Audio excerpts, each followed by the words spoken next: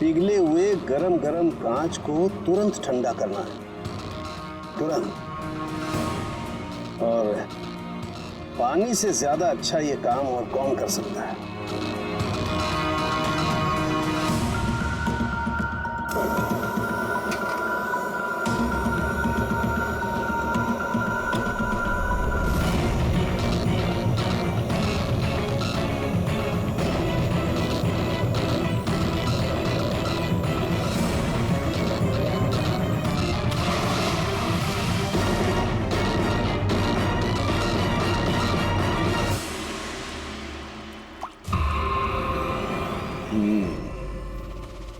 तो ऐसे बनी ये कांच की बूंद।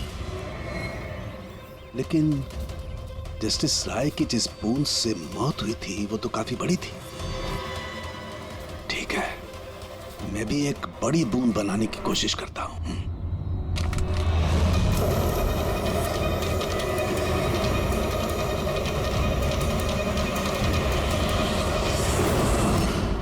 ये कोड्स आखिर है क्या?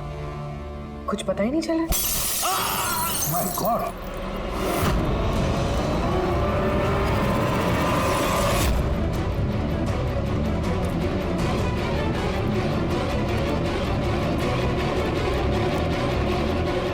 अरे सर, सालुंके साहब, क्या हुआ? सर क्या हुआ सर? सर ये सब हुआ कैसे? कहीं आप बॉम्ब तो नहीं बना रहे थे? हाँ, क्या? बॉस, जस्टिस राय को और जस्टिस लाल को जिस तरह के बॉम्ब से मारा गया ना, मैंने पता कर लिया बॉम्ब किस तरह से बनाया गया। बहुत आसान है। वो कैसे सर? अरे यार, सब कुछ यही पूछोगे, थोड़ी मरम पट्टी तो करने दो यार। बस कांच के इस बूंद जैसे आकार को सिर्फ एक ही तरीके से बनाया जा सकता है, गरम गरम पिघले हुए कांच को पानी में गिराकर। पिघला हुआ कांच पानी में गिरेगा और तुरंत ठंडा होकर के ये बूंद जैसा आकार ले लेगा। इसके इस आकार की वजह से ही इसे कांच के आंसू भी कहा जाता है। यार, ये कांच के आंसू के बारे में छोड़, कैसे बनते हैं? ये कांच का आंसू फूटा कैसे, ये बता पहले। वही तो पता करने की कोशिश कर रहा था बॉस। मैंने इस कांच के आंसू मतलब इस बूंद के अगले सिरे को बहुत मोड़ने की कोशिश की, लेकिन कुछ नहीं हुआ। उसके बाद मुझे याद आया, पार्सल के साथ मैसेज भी आया था और उस मैसेज में लिखा हुआ था प्रेस द टेल। मैंने ये इसकी दुम, इसकी पूंछ को दबाया, बम। आपको मालूम ही है सर, ये पूंछ दबाई और टूट गया, ये कुछ समझ में नहीं आया। मैं समझाता हूं। दरअसल ये सब कुछ होता है कांच के अणुओं में भीषण भौतिक तनाव की वजह से। जैसे ही कांच, गरम गरम कांच, पिघला हुआ कांच एकदम ठंडा होता है, इसके अणुओं में बहुत जबरदस्त भौतिक तनाव हो जाता है। और फिर इसकी पूंछ को जब तोड़ा गया तो जबरदस्त भौतिक तनाव की वजह से इसके अणु एकदम बिखर गए और बूम, ब्लास्ट। ये सब कुछ कोई आम आदमी जान ही नहीं सकता। इसे जानने के लिए भौतिक विज्ञान की अच्छी खासी जानकारी होना बहुत जरूरी है। यानी कातिल कोई ऐसा है जो ये सब अच्छी तरह से जानता है।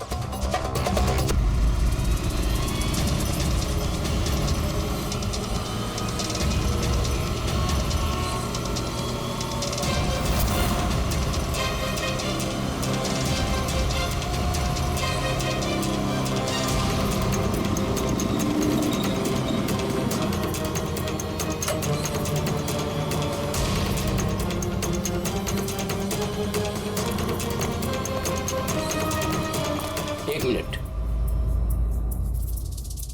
ये पार्सल स्कैन मशीन में डाल दो।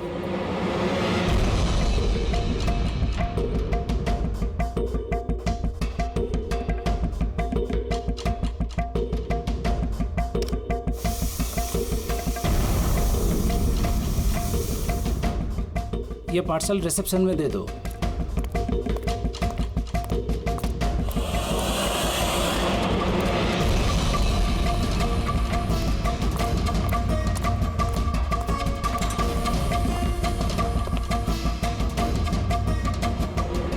ये लीजिए।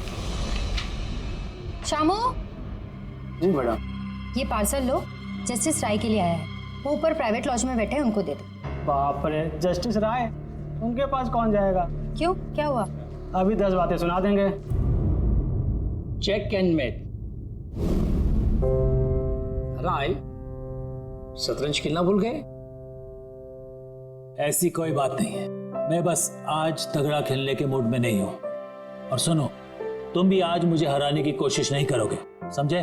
क्यों भाई, तुम्हारा जन्मदिन है इसलिए? बिल्कुल।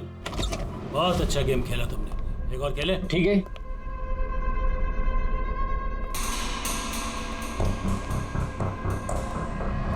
हेलो सर, राय सर, क्या है? हैप्पी बर्थडे सर, आपके लिए पार्सल आया। ठीक है, रखो इधर, रखो इधर आओ। अब क्या हुआ सर? ये लो। Thank you sir, thank you very much sir. Happy birthday sir. कुछ चाहिए तो बोलिएगा सर। ठीक है। उसने सोचा भी नहीं होगा डांट की जगह टिप मिलेगी। ये सब लोग ना मुझे घूसट और खड़ूस समझते हैं, लेकिन मुझे इससे कोई दिक्कत नहीं है। इनफैक्ट मुझे मजा आता है। अरे ये सब छोड़ो, पैकेट खोलो ना, क्या है?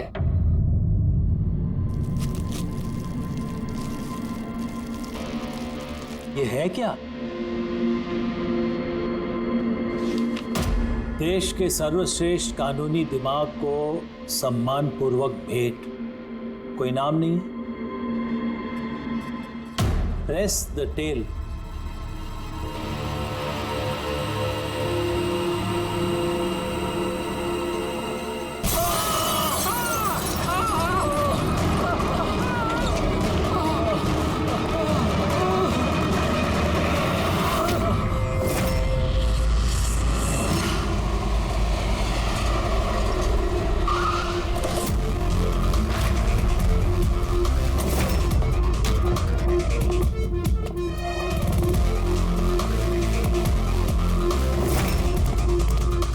आपने कहा था बॉम्ब ब्लास्ट हुआ। हाँ सर, लॉन्च में सर, वो दोनों वहीं थे सर।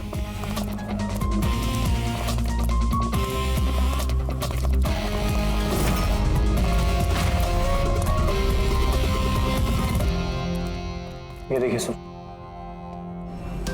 यहाँ तो कांच ही कांच है। पूरा फेस पे कांच के टुकड़े हैं। जख्म बहुत गहरा नहीं दिख रहा है, खून भी ज्यादा निकला नहीं है, तो फिर उसकी मौत कैसे होगी? सर, शायद बक्से के अंदर कांच के टुकड़े रखे होंगे। हाँ सर, इसमें एक कांच का शोपीस था। स्कैन करते वक्त गार्ड ने देखा था। एक्चुअली सर, आज जस्टिस राय सर का बर्थडे था ना, इसलिए ये बॉक्स किसी ने भेजा था। लेकिन सर, ये बॉक्स तो मेटल डिटेक्टर स्कैनर सबसे क्लियर होके आया था, फिर पता नहीं क्यों ये सब हो गया। सर हमारे ज़्यादातर क्लाइंट्स हाई प्रोफाइल जजेस और लॉयर्स हैं, और उनमें से ज़्यादातर ऐसे हैं जिनकी जान को खतरा है, इसलिए हम उनकी सिक्योरिटी और प्राइवेसी का पूरा ख्याल रखते हैं सर। तो आज क्या हुआ? हाँ? सर, प्रेस द टेल, क्या है ये? जो कुछ इस बॉक्स में होगा शायद उससे रिलेटेड है। ये पार्सल तो जस्टिस राय के लिए था। ये जस्टिस लाल बिना वजह मारे गए। शॉपथन, अब ये ऑनलाइन शॉपिंग की गई है। चारों तरफ कांच बिखरे हैं। इन लोगों का कहना था कि धमाका हुआ है, पर अगर पैकेट के अंदर कांच था तो धमाका हुआ कैसे? और अगर यहाँ पे बॉम्ब ब्लास्ट हुआ था तो फिर मेटल या प्लास्टिक के टुकड़े या फिर बारूद कुछ तो होना चाहिए ना। ऐसा कुछ भी नहीं है यहाँ पे। एक काम करो, ये बॉडी और ये कार्ड इसको फॉरेंसिक लैब में भेज दो। और पूर्वी, ये जस्टिस राय का मोबाइल फोन चेक करो। मेटल डिटेक्टर वहाँ, स्कैनर वगैरह तो सब है। अगर पार्सल में बॉम्ब था तो डिटेक्ट कैसे नहीं होगा? सर, पार्सल में ऐसा कुछ था ही नहीं साहब, मैंने ध्यान से देखा था। और स्कैनर मशीन में साहब सिर्फ कांच का सामान ही दिख रहा था। अच्छा, इस स्कैनर की फुटेज स्टोर तो होती होगी? हाँ सर, फुटेज 24 घंटे तक सेव रहती है और उसके बाद अपने आप डिलीट हो जाती है। ओके, तो फुटेज देख सकते हैं हम लोग?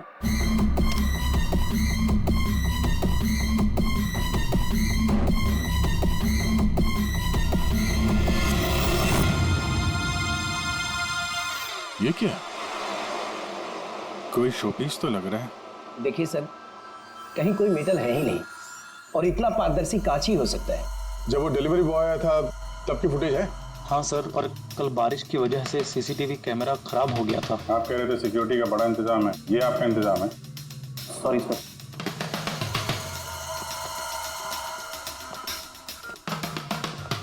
अब दे के हमारे पास यही एक सुराग बचा है, वो कुरियर आईडी। बस चलो, एक छोटा सुराग तो हाथ लगा। बाकी फॉरेंसिक लैब में साड़ों के साथ भी कुछ ना कुछ जरूर ढूंढ निकालेंगे।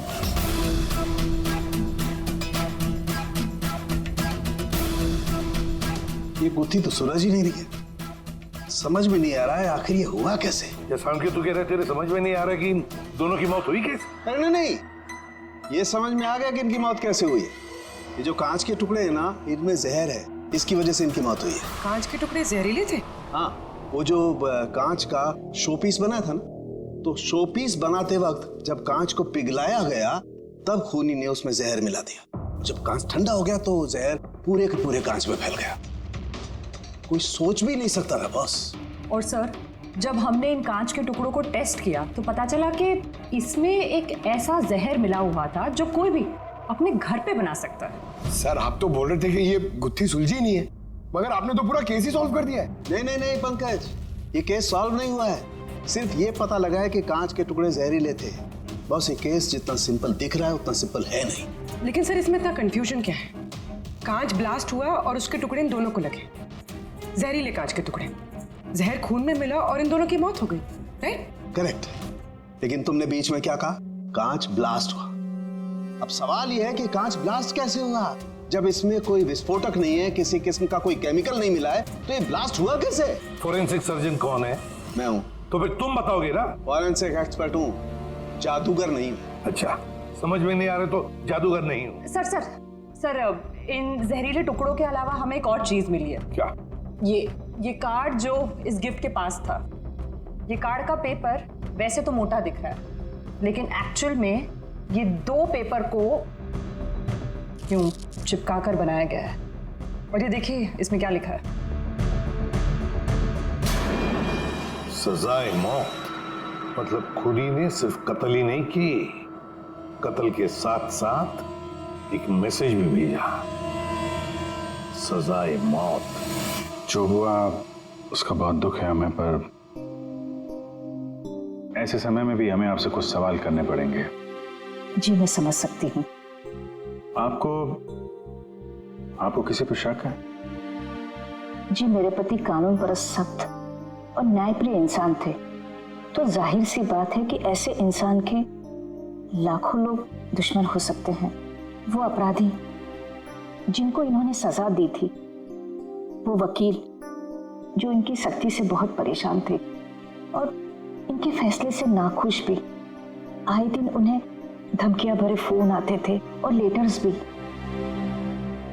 पर इन सब के बावजूद भी वो अपने आप पर गर्व महसूस करते थे। उन्हें लगता था कि उनकी ईमानदारी का ये इनाम था। I'm sorry, इससे आगे मैं और कुछ आपको बता नहीं पाऊंगी, पर हाँ, आनंद आपको सब कुछ बता देगा। आनंद? आनंद कौन है? आनंद इनका पर्सनल असिस्टेंट है। और कहाँ मिलेंगे मिस्टर आनंद? वो मेरे पति के चेंबर में ही ऊपर बैठकर काम कर रहे हैं। आप चाहे तो उन्हें मिल सकते हैं। मिस्टर आनंद, जस्टिस राय पे बहुत सारे हमले हुए थे, बहुत लोग दुश्मन थे उनके। क्या जानते हैं इनके बारे में आप? सर, उनको धमकी देने वाले लोगों की कमी नहीं थी। अच्छा, ऐसे कितने लोग थे जिन्होंने जान से मारने की धमकी दी थी? अनगिनत। धमकियों को ट्रॉफी के जैसे संभाल कर रखते थे। 1 मिनट सर।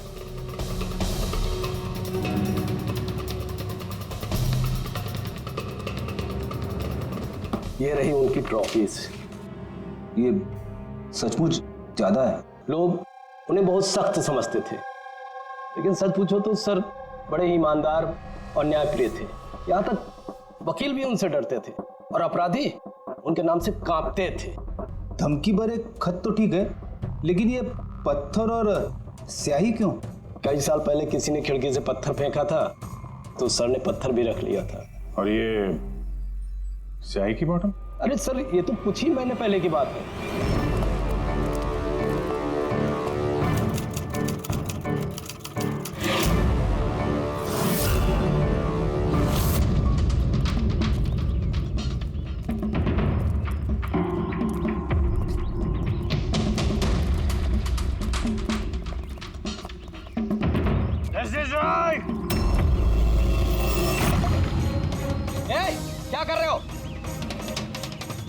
मिसेस जाई ने मेरी जिंदगी बर्बाद की थी, याद है ना? अभी चाहकर भी भूल नहीं पाओगे मुझे, नहीं भूल पाओगे तुम। रखो, आनंद जाके बॉटल लाओ। ठीक है सर। ओके। अब ये बॉटल सोवेनियर बनेगी हमारी स्टडी रूम में। Yes sir. कमल को इस हरकत की वजह से फिर से जेल हुई, शायद अब भी जेल में ही हो। बेटी, ये सारी चीजें अपने कब्जे में ले लो। और मिस्टर आनंद, जज साहब को जिन जिन लोगों ने धमकी दी है, सबकी डिटेल चाहिए हमें, सबकी लिस्ट चाहिए।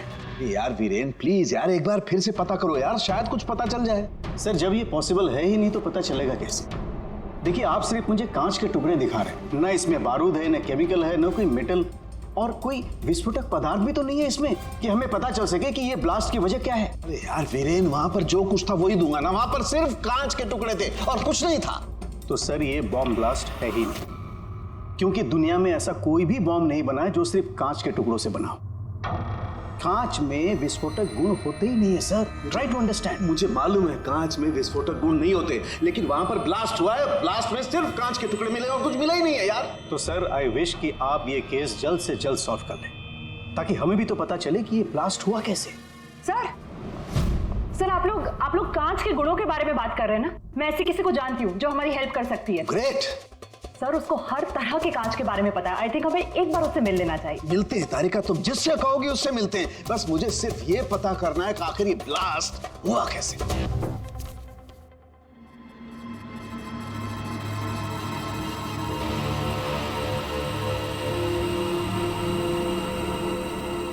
हाँ भाई, कहाँ तक पहुँचा? सर बस 2 मिनट हो जाएगा, 2 मिनट। ओके, देखें पूर्वी को क्या मिला। फोन से कुछ पता चला राय साहब के? हाँ सर, कुछ अजीब से मैसेजेस मिले हैं जस्टिस राय और जस्टिस लाल के बीच। अजीब मैसेज? कैसे हैं? ये देखिए सर, ये मैसेजेस हैं या शायद कोई कोड्स हैं जो नंबर्स और लेटर्स को मिला के बनाए गए हैं। ये देखिए सर, ये मैसेजेस जस्टिस राय ने जस्टिस लाल को 2 बार भेजे, एक बार 3 महीने पहले और दूसरी बार सिर्फ 1 महीने पहले। अब या तो ये इन दोनों दोस्तों के बीच का कोई सीक्रेट कोड है, या तो फिर कोई ऐसी खास बात है जो जस्टिस राय जस्टिस लाल को बताना चाहते हैं। एक काम करो, ट्राई करो डिकोड करने के लिए, देखो कुछ पता चलता है क्या। हाँ, ये लिस्ट पूरी हुई? हाँ सर, जस्टिस राय के पीए आनंद ने जो हमें धमकियों के बारे में बताया था सर, उस हिसाब से हमने ये 3 सस्पेक्ट की लिस्ट बनाई है। 3 भागों में क्यों, क्या है? अब यहाँ पे जितने लोग हैं इनमें से सभी लोगों ने कभी ना कभी जस्टिस राय को धमकी दी है और इनमें से ज्यादातर लोग जेल में भी है। लेकिन ये वनेश, ये एक मर्डर के केस में अंदर गया है और बाद में इसकी दिमागी हालत ठीक नहीं है, इसलिए इसे रिहा कर दिया गया। और ये कमल जी, इन्होंने जस्टिस राय पे स्याही फेंकी और इस जुर्म में इन्हें अंदर कर दिया गया। फिलहाल ये कहाँ पर है उसकी कोई जानकारी नहीं है। सर ये दूसरी लिस्ट जो है, इसमें से ये 3 लोगों को सजाए मौत दी हुई है सर जस्टिस ने, और ये अभी भी जेल में अपनी सजा काट रहे हैं। 3, ये चौथा, ये कौन है? सर ये है किशोर जी, इनके बेटे को जस्टिस ने 3 साल की सजा दी थी सर, और न्यूज़ में एक आर्टिकल आई थी कि ये सजा ज़्यादा देने की जरूरत नहीं थी और इस वजह से वो शायद डिप्रेशन में होगा और उसने अपनी आत्महत्या कर ली सर। तो इस किशोर के पास अच्छी खासी वजह है बदला लेने की। और ये है धवन, ये एक वकील है पेशे से, और अजीब बात ये है कि पिछले साल इसने जस्टिस राय के कोर्ट में बहुत सारे केसेस लड़े, पर वो एक भी जीत नहीं पाया, सारे हार गए। तो कहीं ये हारा हुआ वकील बदला लेने के चक्कर में राय साहब को, हाँ ये भी हो सकता है कि ये कोई काबिल वकील ही ना हो। तो अब कुल मिला के हमारे पास बचते हैं 4 सस्पेक्ट, एक ये कमल, वनेश, किशोर और धवन। सर गिफ्ट भेजने वाले का पता चल गया, वो गिफ्ट कमल ने भेजी थी और शॉपेथॉन वालों ने कुरियर की आईडी से पता किया है। तो उनके पास उसका एड्रेस होगा? नहीं सर, एड्रेस का तो पता नहीं चला। कोई बात नहीं, कमल जिस जेल में था वहां से पता चल जाएगा, वहां चलते हैं। सॉरी ऑफिसर, लेकिन हमें उसे 1 महीना पहले ही छोड़ना पड़ा। जज पे हमला किया था, इतनी जल्दी छूट गया? 1 मिनट, आपने कहा कि उसे छोड़ना पड़ा, लेकिन क्यों? उसकी तबीयत की वजह से, क्योंकि सालों से उसको नशे की लत थी। 7 साल पहले वो एक केस में पकड़ा गया था, वहां उसने पीना छोड़ दिया, लेकिन जेल से छूटने के बाद फिर उसने पीना शुरू कर दिया, इसलिए उसका पूरा लीवर खराब हो चुका था। ये भी तो हो सकता है कि उसने लीवर खराब होने का बहाना किया हो।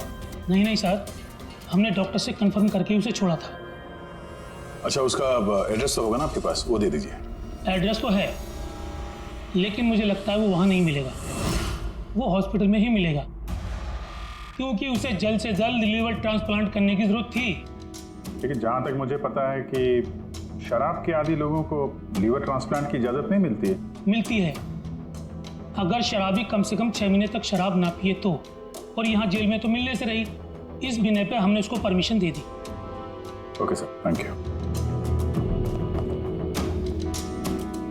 अगर ऐसा है तो अपनी जान बचाने के लिए उसने कहीं ना कहीं किसी हॉस्पिटल में रजिस्ट्रेशन तो करवाया ही होगा।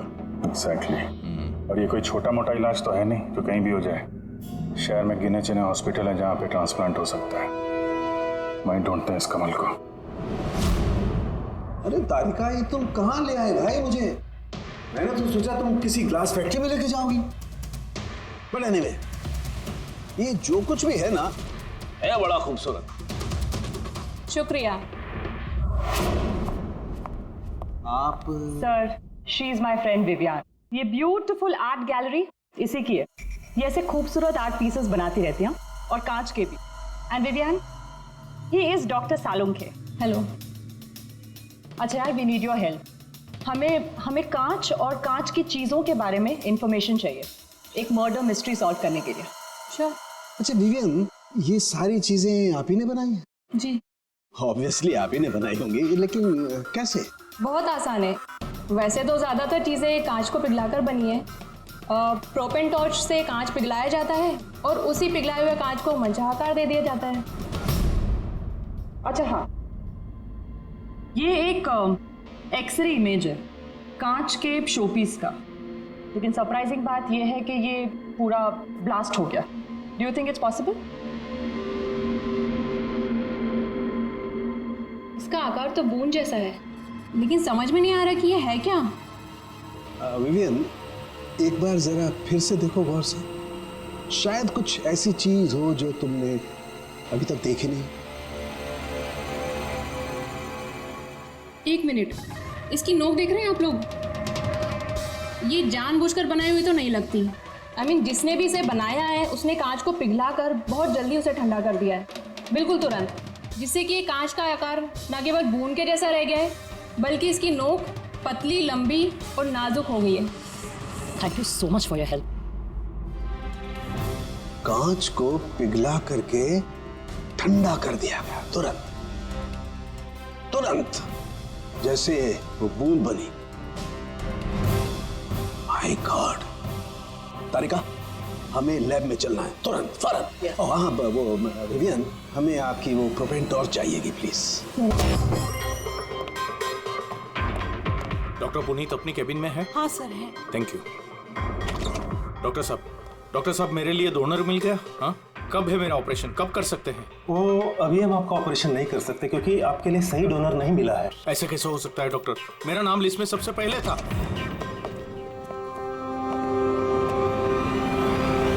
देखिए, मेरी सजा काट चुका हूँ पूरी तरह से, फिर आप लोग मुझे कहाँ लेके जा रहे हैं? मैंने ऐसी कोई गलती भी नहीं की है। जस्टिस राय का खून हो गया है। क्यों किया खून? जस्टिस राय का खून? लेकिन मैंने कुछ नहीं किया। आपने शॉपटाउन वेबसाइट से जस्टिस राय के लिए उनके जन्मदिन पे तोहफा भेजा था ना? नहीं तो मैंने कोई तोहफा नहीं भेजा था। तुमने कुछ नहीं किया तो फिर तुम अंडरग्राउंड क्यों थे? देखिए, मैं अंडरग्राउंड नहीं हुआ था। सचमुच मेरी तबीयत खराब रहती है, इसलिए शहर से बाहर हेल्थ स्पा ज्वाइन कर लिया है मैंने। जेल से छूटने के बाद मैं वही रहता हूँ। और वो पार्सल, कांच का अजीब सा शोपीस जो आपने जस्टिस राय को भेजा था शॉपटाउन वेबसाइट से, जिसपे आपका कॉन्टैक्ट डिटेल्स भी था। हाँ, मैंने शॉपटाउन वेबसाइट से शॉपिंग जरूर की है और पार्सल भी भेजा है, लेकिन जस्टिस राय को नहीं भेजा मैंने मेरी बेटी को भेजा है, क्योंकि उसका जन्मदिन था। मेरी वाइफ मुझसे नाराज है, इसलिए मेरी बेटी को मुझसे नहीं मिलने दे रही है। तो मैंने वो शॉपथॉन वेबसाइट से गिफ्ट खरीदा और मेरी बेटी को पार्सल कर दिया। कोई सबूत है इसका तुम्हारे पास? हाँ है ना सर, मैं आपको शॉपाथॉन वेबसाइट का मेरा अकाउंट दिखाता हूँ, उस पर आप लोगों को पता चल जाएगा कि मैंने कब और क्या खरीदा है। देखिए। ठीक है।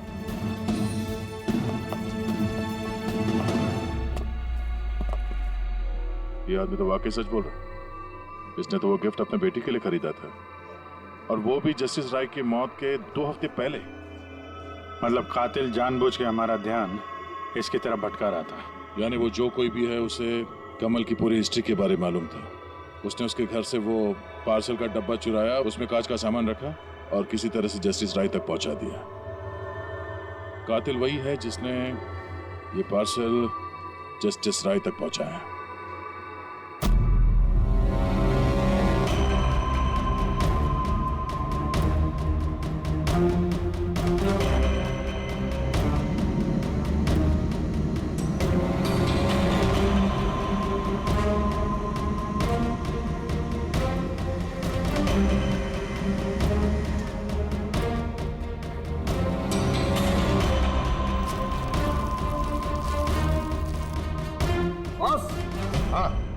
एक मिनट जरा, तो से देखो, इस एड्रेस के नीचे की तरफ एक और एड्रेस, और ये दोनों पते अलग अलग हैं। डैम इट, एक सुराग मिला था वो भी गलत निकला। मतलब कमल बेकसूर है। बस मैं इस कागज को लैब में ले जाकर के अच्छी तरह से चेक कर लेता हूँ। ठीक है सब मिल गया। एक सबूत गया तो दूसरा मिल गया, कोड डिकोड हो गया। कोड में क्या है? सर वो कोई कोड्स नहीं है, सिंपल मैसेजेस है। उन दोनों डेट्स पे जब जस्टिस राय ने जस्टिस लाल को मैसेजेस भेजे थे, उन दोनों डेट्स पे 2 बातें कॉमन थी। कौन सी बात? सर पहली बात, उन दोनों डेट्स पे दोनों जजेस में से एक शहर से बाहर था, और दूसरी बात, उन दोनों डेट्स पे संडे था। जिस दिन कत्ल हुआ है उस दिन भी संडे था। Exactly sir. और मारे जाने से पहले वो दोनों शतरंज खेल रहे थे। यस। जो मैसेजेस जस्टिस राय ने जस्टिस लाल को भेजे हैं वो कोई कोड्स नहीं, शतरंज की चालें थी। वो दोनों चाहे कहीं भी हो अपना शतरंज का खेल जरूर पूरा करते थे। जहां छोड़ा अगली बार वहीं से पकड़ते थे। मतलब दोनों भी जजेस संडे के दिन शतरंज खेलते थे, और ये बात कातिल जानता था, इसीलिए उसने उसी संडे को खुद अपने हाथों जाकर वो पार्सल डिलीवर किया। वो जानता था कि जस्टिस राय वहां होंगे। सर वो ये भी जानता था कि जस्टिस लाल भी वहां पे होंगे। बिल्कुल सही कहा तुमने अभिजीत, बिल्कुल सही कहा।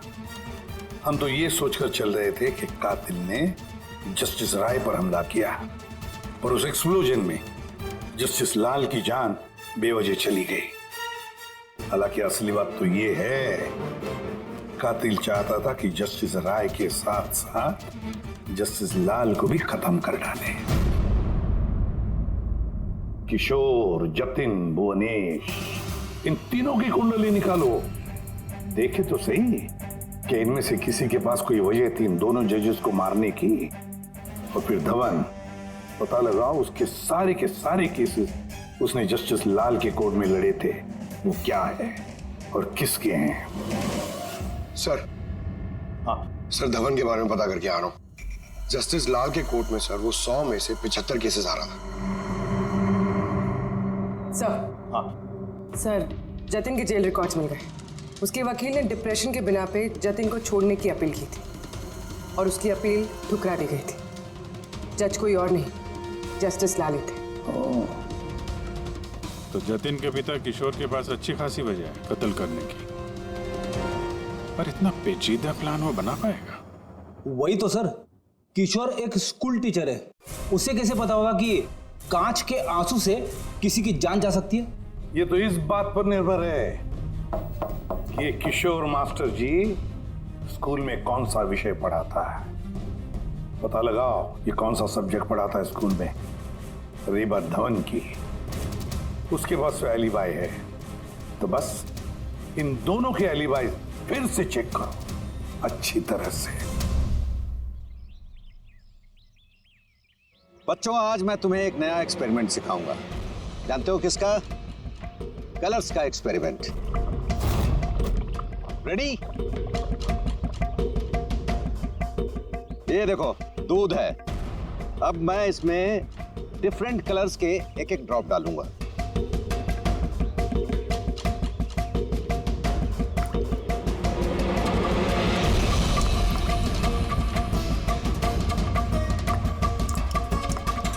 Now come here. देखो बेटा, अब जब मैं ये बर्ड इसके अंदर डालूंगा तो तुम्हें देखने को मिलेगा कि अणु किस तरीके से प्रक्रिया करता है। देखो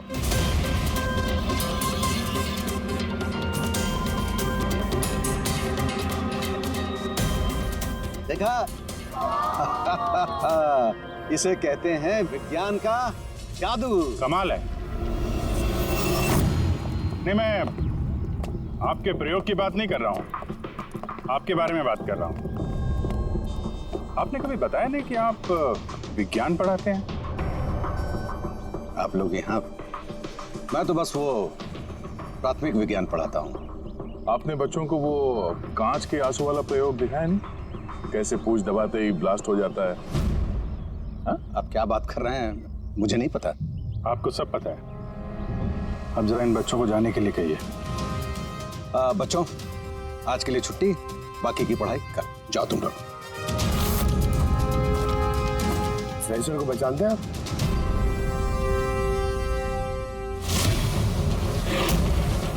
रविवार याद है आपको, जिस दिन टीचर पेरेंट मीटिंग थी? और उसी दिन जस्टिस लाल और जस्टिस राय का खून भी हुआ था। उस दिन आप आए नहीं थे, एब्सेंट थे। इस केस में जिन लोगों पे हमें शक था उनकी एलिबाइज, यानी कत्ल के वक्त वो कहाँ थे, किसके साथ थे, उसका पूरा ब्यौरा सबूत के साथ हमारे पास है, सिवाय आपके। रविवार को आप कहाँ थे? मैं घर पे ही था। मेरी तबीयत नहीं ठीक थी, इसलिए मैं जा नहीं पाया। झूठ। आप घर पे नहीं, क्लब हाउस में थे। जस्टिस राय को वो पैकेज डिलीवर करने गए थे। अगर मैं मान लूं कि आप ठीक कह रही हैं, कोई सबूत है आप लोगों के पास? सबूत तो खैर अभी नहीं है। अच्छा, ये जो आप जो प्रयोगशाला यहाँ बनाया हुआ आपने, यहाँ पे जो बच्चों को दिखाते हैं, इसके अलावा कहीं प्रयोग करते हैं या यही जगह है? नहीं, बस यहाँ पे यही एक खुली बड़ी जगह है जहाँ मैं बच्चों को कुछ इंटरेस्टिंग प्रयोग बताता हूँ। अच्छा,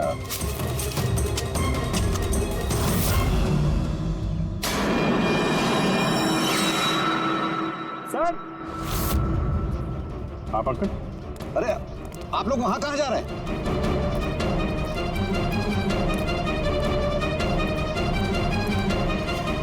अरे ये क्या कर रहे हैं आप? प्रोफेसर साहब, आपको सबूत चाहिए था ना, वही ढूंढ रहे हैं। सर, पहचान रहे हैं ना इसे आप? ये तो एक टुकड़ा है। ऐसे बहुत सारे टुकड़े यहाँ मिलेंगे अगर यहाँ पे आसपास खोदा गया तो। ये आपको भी पता है। ये कोई साधारण कांच के टुकड़े नहीं है डॉक्टर साहब। आपने जो एक्सपेरिमेंट्स किए थे और जो प्रयोग सफल नहीं हुए, आपने उन कांच के टुकड़ों को लाकर यहाँ पर दबा दिया, है ना? अभी आप सच बोलेंगे कि इस कांच को हम जाके टेस्ट करें? क्योंकि अगर इसने टेस्ट किया तो इसमें वो जहर जरूर मिलेगा। हाँ, मैंने ही उन दोनों को मारा है, क्योंकि उन दोनों ने मिलकर के मेरे बेटे को मारा है। मैंने उसी वक्त ठान लिया था कि इन दोनों से अपने बेटे की मौत का बदला लूंगा मैं।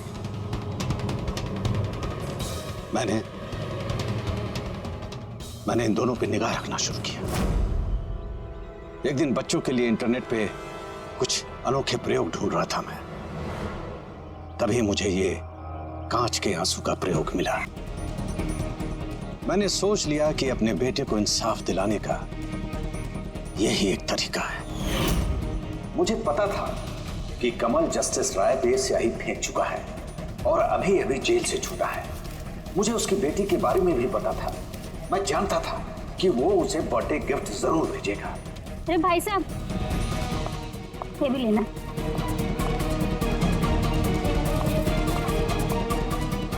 बस उसी गिफ्ट का डब्बा मैंने वहां से उठा लिया और अपने प्लान को अंजाम दिया। मैंने उसे बहुत सावधानी से पैक किया।